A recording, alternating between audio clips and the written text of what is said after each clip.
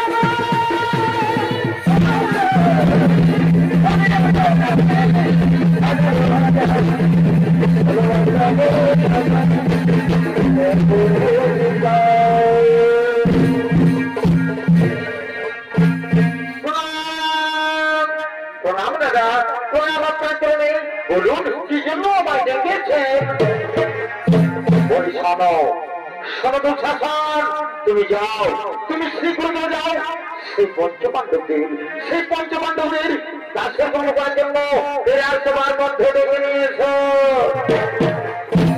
হ্যাঁ দাদা, আমি আপনাদের অক্ষরে অক্ষরে করবো পালন। আমি আর কিছু দেখতে পাবো না, আমি আর একটু খানিয়ে বিলম্ব পাবো না। আমি চললাম সেই পঞ্চপাণ্ডবদের ডেকে নিয়ে আসার জন্য।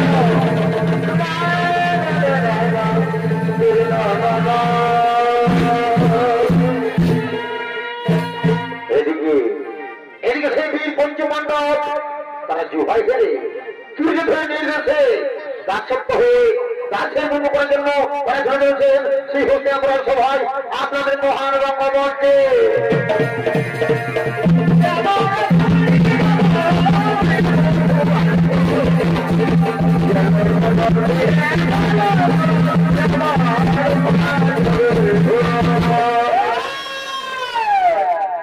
এরা হলেন সেই মহাভারতের বীর পঞ্চপাণ্ডব। তারা দুর্যোধনের নির্দেশে দাসের কর্ম করার জন্য সেই হস্তিনাপুর সভা থেকে আগমন করছে।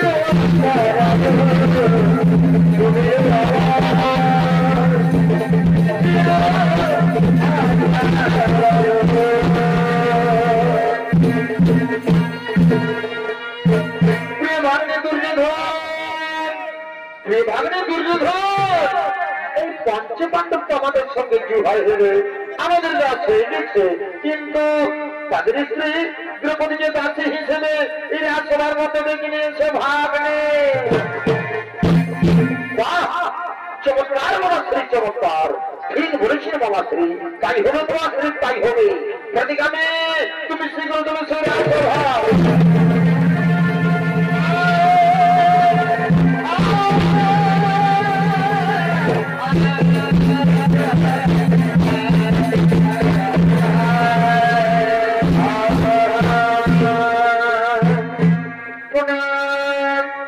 প্রণাম যুবরাজ, প্রণাম আপনার চরণে। বলুন কি জন্য আমায় ডেকেছেন? শোনো শোনো প্রতিগামী, তুমি যাও, তুমি শীঘ্র যাও সেই দ্রৌপদীর কাছে। তাকে জানিয়ে দাও, তাকে জানিয়ে দাও যে দুর্যোধন তাকে জুহাই দিতেছে। তাই বিলম্ব করো না, তুমি আর একটুখানি বিলম্ব করো না, তুমি শীঘ্র চলে যাও সেই দ্রৌপদীকে ডেকে নিয়েছো রাজসভা। যুবরাজ, তাই হবে যুবরাজ, আমি আপনার কথা মতোই আমি চললাম সেই দ্রৌপদীর কাছে।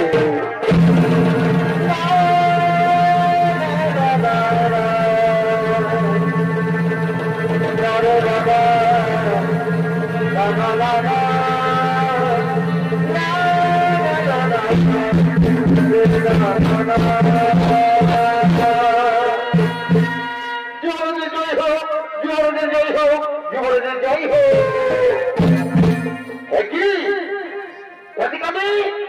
তুমি এক্ষুনি গেলে আরে খুনি ফিরে রাজসভায়। যুবরাজ যুবরাজ আমি গিয়েছিলাম সেই দ্রৌপদীর কাছে, আমি গিয়েছিলাম সেই দ্রৌপদীর কাছে, কিন্তু আমি তোমার মুখ তুমি হঠাৎ করে বন্ধ হয়ে গেলে কেন? কি হয়েছে আমি সত্যি ঘটনা আমার কাছে খুলে বলো। যুবরাজ আমি গিয়েছিলাম সেই দ্রৌপদীর কাছে, কিন্তু সে কোনো মতেই আসতে চাইল না এই সভায়।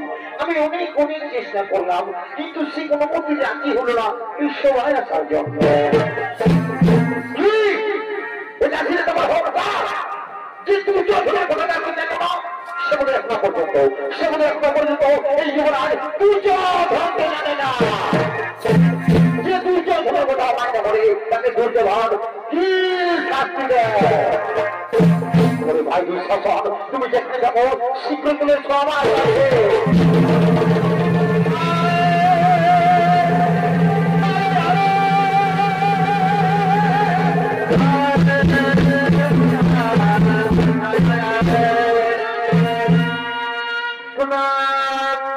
প্রণাম বাবা, প্রণাম বলুন কি জন্য আমাকে আবার ডেকেছে? তোমাকে আমি আবার দেখেছি। তুমি কি জানো দুঃশাসন সেই দ্রৌপদী নাকি আমার কথা জানতে চাই নেই সবাই। আমি তার জন্য তোমাকে দেখেছি দুঃশাসন, আমি তার জন্য তোমাকে দেখেছি। শোনো দুঃশাসন, তুমি যাও তুমি নিজে গিয়ে ওই দ্রৌপদী চুলে টানতে নিয়ে সেই সবাই তাকে জানিয়ে দাও যে দুর্যোধন তাকে জুহায় এনেছে। হ্যাঁ দাদা আমি তো করবো বলেছি, আমি একটুখানি বলে করবো না, আমি বলে করবো না, আমি ওখানে চুলে টানতে নিয়ে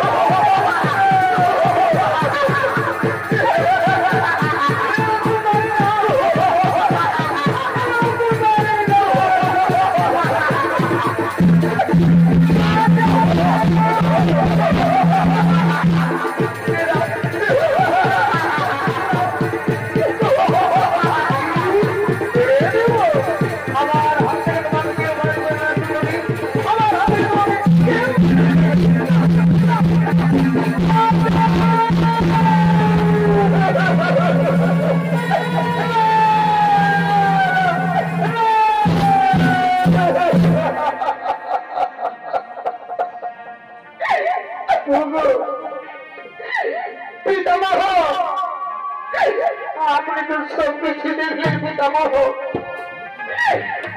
দুঃশাসন কিভাবে আমায় অপমানিত করে চুলের চাকরি নিয়ে এসেছে সবাই। হে পিতামহ মুখ নিচু করে নিলে না পিতামহ না, এভাবে মুখ নিচু করে নেবে না পিতামহ। আমি যে আপনার গুরুবন্ধু করি আমি তুলসীনাথ নাম করে এই পূর্ণগুলো সবার মাঝে আপনাকে আমি প্রণাম করছি পিতামহ। বলুন পিতামহ, এভাবে চুপ করে থাকবে না।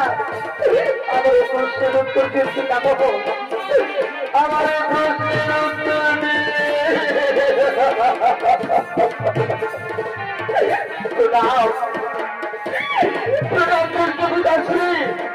এই দ্রৌপদী আপনাকে প্রণাম করছে। আপনি আজ বড়ই ভাগ্যবান যে দৃষ্টিহীন জন্মেছে।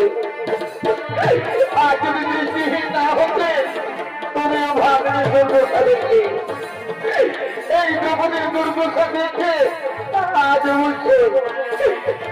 বলছে আপনি দৃষ্টিহীন হয়েছে।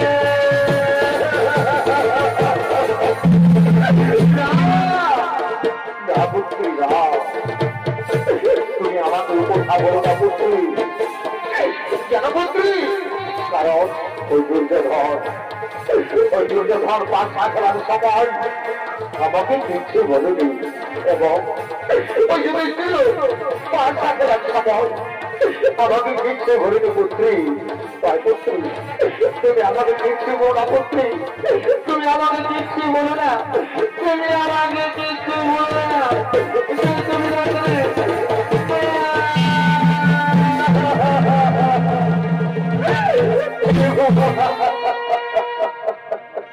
আমি বড়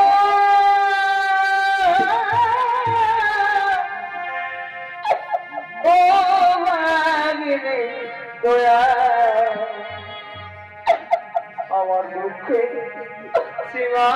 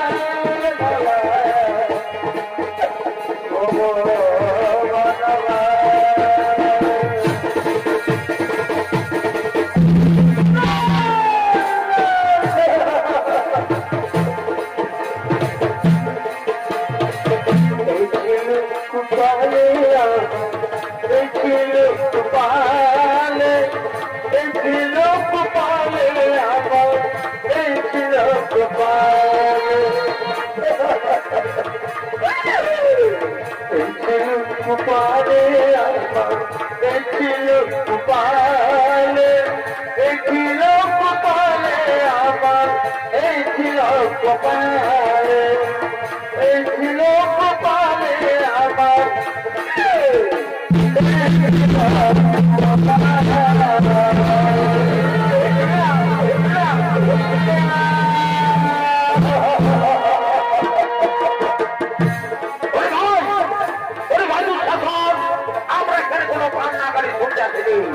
শোনো ভাই, তুমি যাও, তুমি কোন আমার একটা পালন করো, তুমি যাও এই দ্রৌপদীর বস্ত্র টেনে তাকে নির্বস্ত্র করে এই সভা মাঠে এই সভা তাকে উলঙ্গ করে দাও।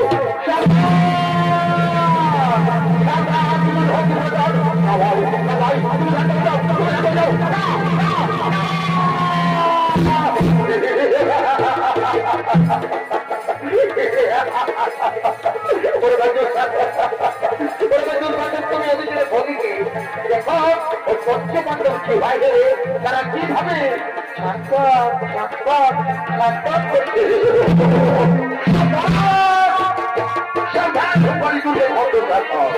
আমি তোমাদের বারবার করে সাবধান দিচ্ছি, আমি তোমাদের বারবার করে সাবধান দিচ্ছি, এই সতীর গায়ে হাত দিবে না, তোমার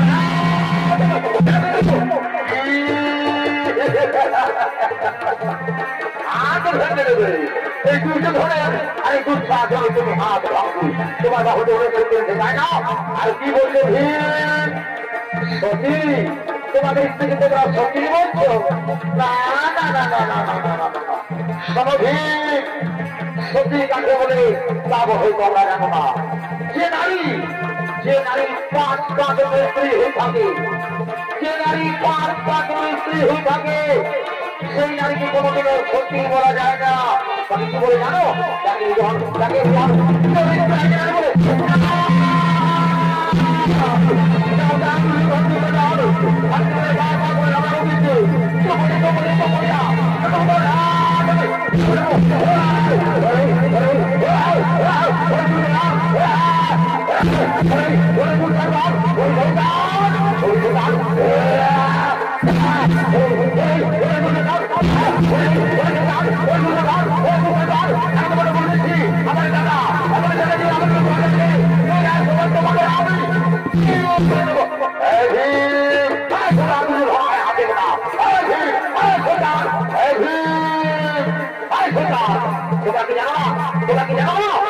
আমাদের সঙ্গে বিবাহ করে দিচ্ছ, যেভাবে বিবাহ করেছো তেমনিভাবে গাছের মরণের জায়গায় বসে যাও শোনান, আর আমাকে বসাতে চাই। যাও বসে যাও, বসে যাও।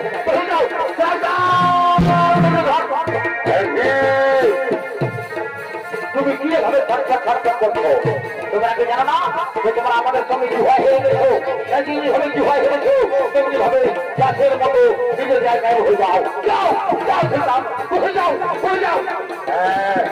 আর শোনো দুঃশাসন, তুমি আমার পালন করো। তুমি যাও সেই দ্রৌপদীর বস্ত্র টেনে তাকে নির্বস্ত্র করে এই সভামাঝে তাকে উলঙ্গ করে দাও। দেখি আমি তাকে বিবাহ দেখেছি, তাকে সভামাঝে কেমন লাগে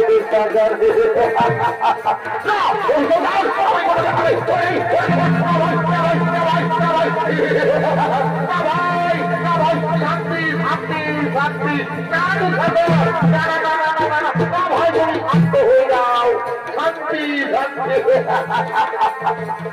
আমি তোমাকে জানি দুঃশাসন, আমি তোমাকে জানি ভাই। আমি যদি একটু আদেশ দিই না তো তুমি পঞ্চপাণ্ডবের কাউকে ছাড়বে না। তাই তো বলি ভাই, তুমি হস্তিনাপুরের লোকার, তুমি হস্তিনাপুরের বড়, তুমি বীর যোদ্ধা। তুমি ওই ভীমের দিকে না তাকিয়ে তুমি আমার জ্ঞাপন করো। তুমি যাও এই দ্রৌপদীর বস্ত্র টেনে তাকে নির্বস্ত্র করে উলঙ্গ করে দাও।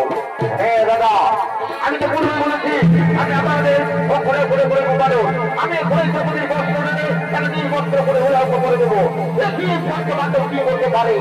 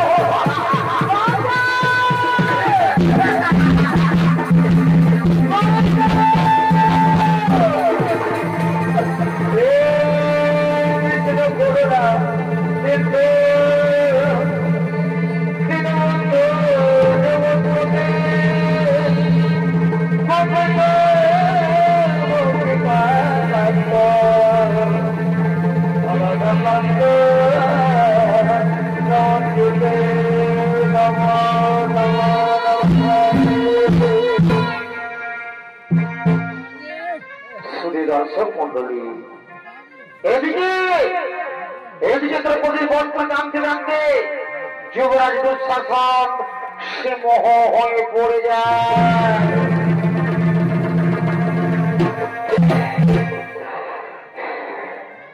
কারণ সত্য যুগে একদিন গর্গমণি গঙ্গার জলে স্নান করছিলেন। এমন সময় সে গর্গমণি গঙ্গার জলে স্নান করতে করতে তার গায়ের বস্ত্র জলের মধ্যে ভেসে যায়। সেই সময় গর্গমণি সে জলের মধ্যে উলঙ্গ অবস্থায় দাঁড়িয়ে রয়েছিলেন। তার বাঁচার কোনো উপায় ছিল না। সে লজ্জায় সে অপমানে কিছুতেই জলের থেকে উঠতে পারেনি। কিন্তু ভগবানের লীলা, এমন সময় সেখানে দ্রৌপদী উপস্থিত হয়। সেখানে দ্রৌপদী পৌঁছে দেখতে পাই যে গর্গমণি জলের মধ্যে উলঙ্গ অবস্থায় দাঁড়িয়ে রয়েছে। সেই সময় দ্রৌপদী নিজেই তার একখানা বস্ত্র দিয়ে সেই গর্গমণিকে জলের থেকে উদ্ধার করেছিলেন। সেই সময় গর্গমণি এই দ্রৌপদীকে প্রাণ ভরে আশীর্বাদ দিয়েছিলেন। তাই শুধু দর্শক মন্ডলী, তাই সেই গর্গমণির আশীর্বাদে আজ সে নারায়ণ এসে, আজ সে কৃষ্ণ ভগবান এসে দ্রৌপদীকে বস্ত্র দিয়ে তার লজ্জা নিবারণ করেছে।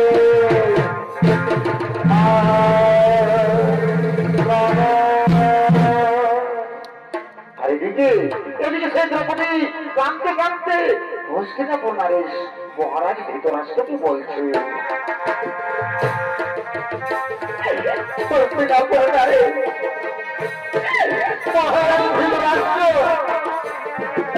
আপনার সেবার মাঝে একটি নারীর পান করা হয়েছে। সে নারী আজ কখনো কোনদিন সূর্যের কোন আগে মধ্যে রেখেছে। সে নারী আজ নিজের ঘরে নিজের রাজসভায় পিতামহ পুরোপুরি বাজাতে থাকার পরেও আমার বন্ধ হয়ে প্রাণ চেষ্টা করেছে।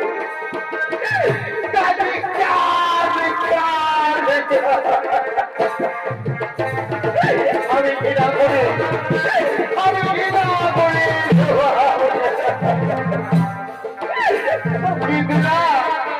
আজ আমি সবাই দাঁড়িয়ে আমি প্রতিজ্ঞা করছি, আমি প্রতিজ্ঞা করছি আজ থেকে যুগের পর্যন্ত, আজ থেকে যুগের পর্যন্ত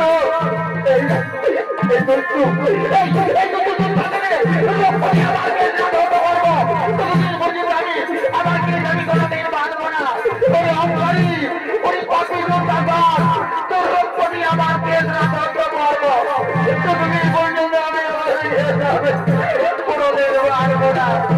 আমি প্রতিজ্ঞা করে গেলাম মহারাজ, আমি প্রতিজ্ঞা করে গেলাম, আজ আমি প্রতিজ্ঞা করে গেলাম।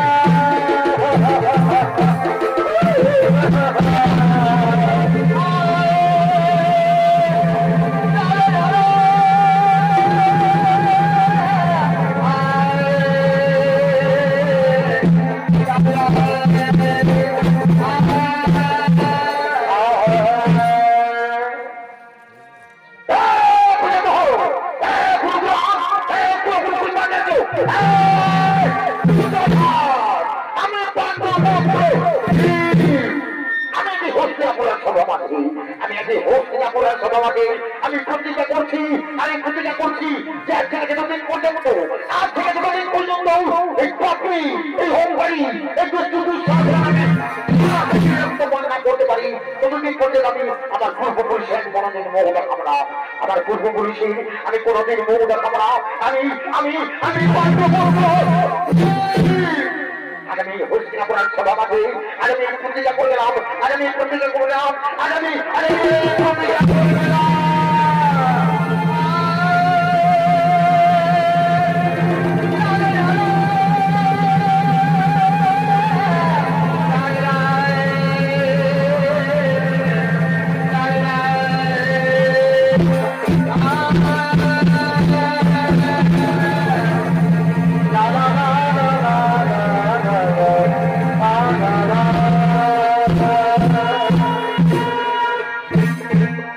দর্শক মন্ডলী, এদিকে সে বীর পঞ্চপাণ্ডব তারা দুর্যোধনের মেয়েদেরকে 1 বছর অজ্ঞাতবাস এবং 12 বছর বনবাসে চলে যায় এবং তাদের অজ্ঞাতবাস এবং বনবাস পূরণ হয়ে যায়।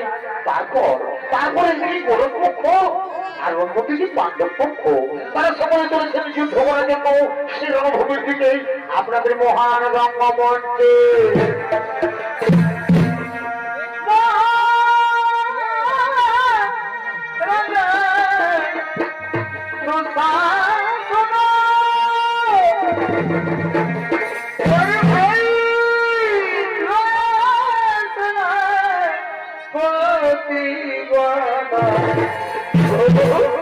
মহাবলী ভীমের সাথে ভাই পরিবারে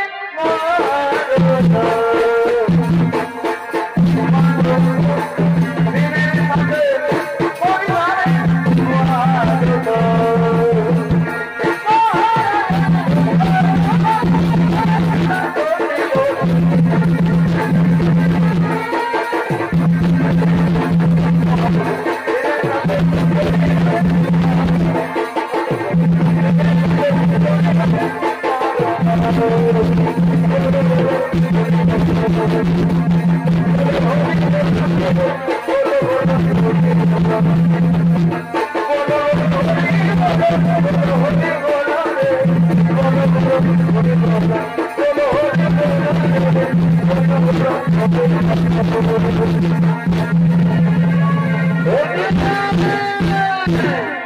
কে তুমি? কে আমার সম্মুখে? আমার জিততে পারি না, আমি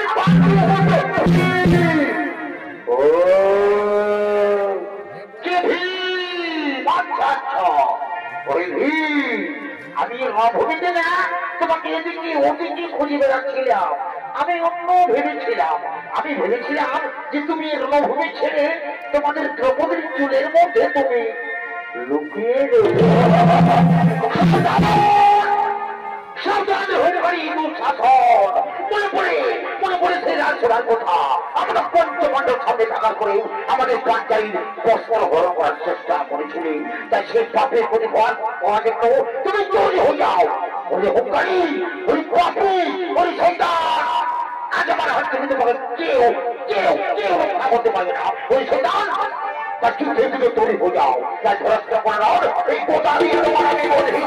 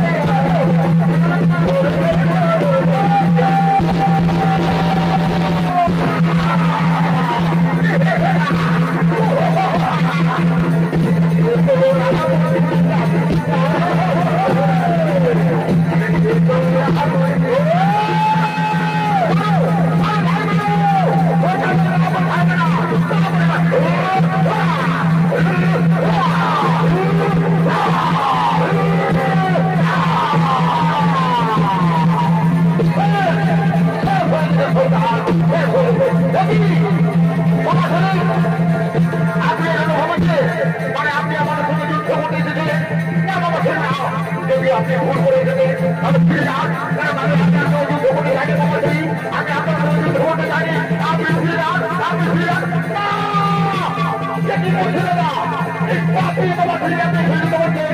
আমি যুদ্ধ করবো না, আমার বহু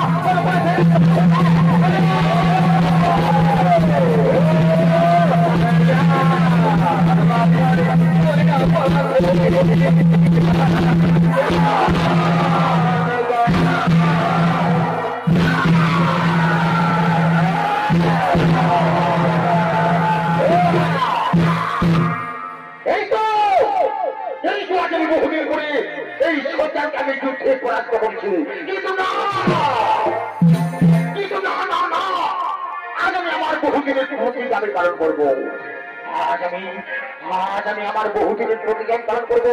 এই সেখানে শান্তি দিলে আমি রক্ত পান করবো। ওই সম্রাট মনে পড়ি সেই রাজসভার কথা। ছাড়বো না, আমি একদম ছাড়বো না।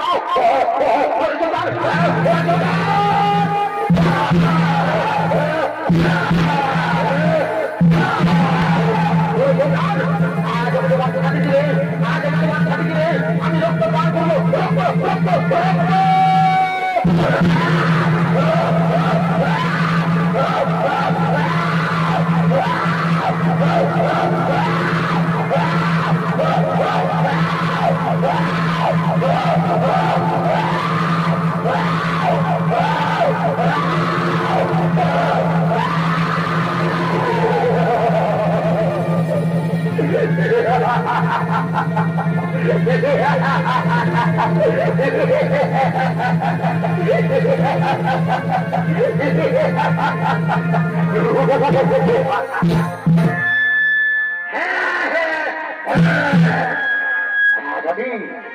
আজ আমি আমার বহুদিনের প্রতিজ্ঞা পালন করেছি। এই সেখানে শান্তি আমি রক্ত পান করেছি। কিন্তু আমি তো আমার প্রতিজ্ঞা পালন করেছি, কিন্তু আমার আরেকটি প্রতিজ্ঞা রয়েছে। সেই প্রতিজ্ঞা হলো আমাদের দ্রৌপদী সে রাজসভায় প্রতিজ্ঞা করেছিল কিন্তু শুধু শাসনের রক্ত দিয়ে তাকে ছোট করবে। কিন্তু না না না, আজ আমি আমাদের দ্রৌপদীর প্রতিজ্ঞা পালন করবো। আজ আমি সেখানে ছাড়ি দিয়ে আমি রক্ত নিয়ে যাবো। সেই দ্রৌপদীকে ছোট করাকে পাবো।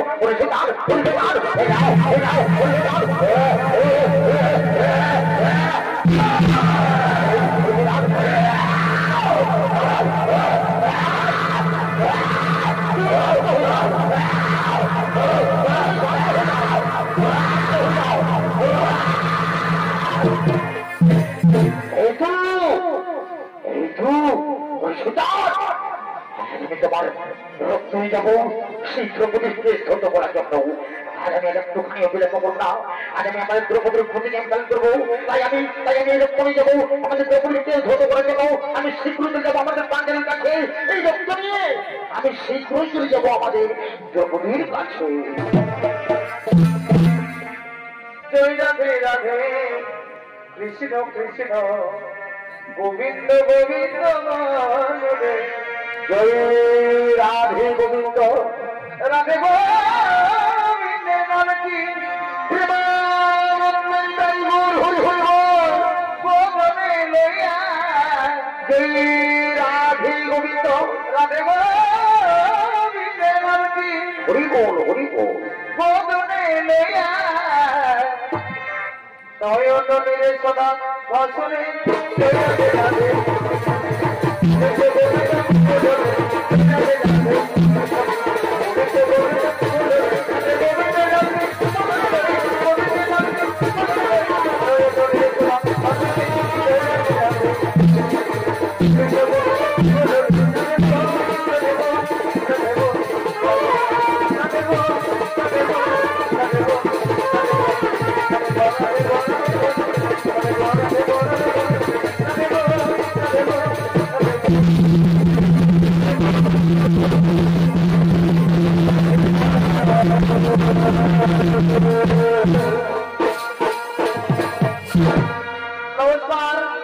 নমস্কার শ্রী দর্শক মন্ডলী।